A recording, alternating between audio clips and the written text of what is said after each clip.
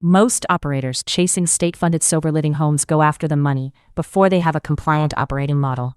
And public funding rewards structure, not improvisation. The model has to come first. So what does state-funded sober living actually mean, and what do you need before you pursue it? We will cover what the phrase really means, the models behind it, and what operators need in place to qualify. When people search for state-funded sober living homes, they are usually picturing one of three different things. 1. A residence where some or all of the housing costs are subsidized.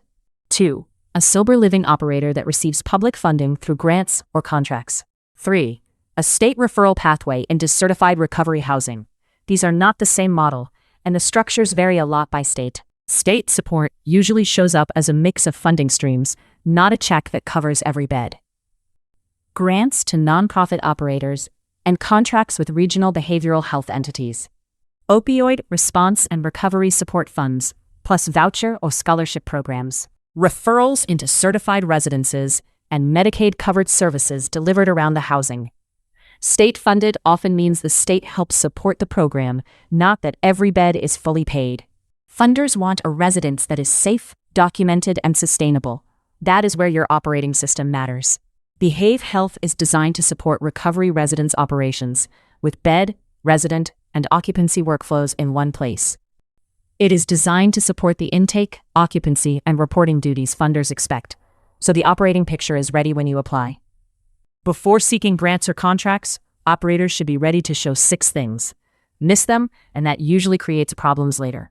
Let us walk through all 6. 1. Written house rules and resident rights. Funders want to see written house rules and clearly stated resident rights, not an informal understanding. 2. Incident reporting and escalation procedures. Document how incidents are reported and escalated, so the residence reads as safe and accountable. 3. Staff training expectations. Define what staff are trained on, and document those expectations as part of your operating model.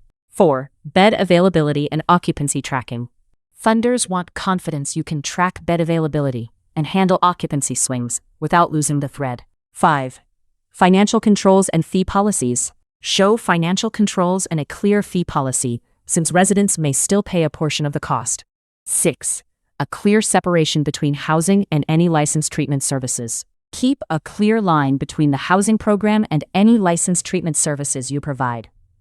Before you call a program state-funded, verify the specifics in your own state.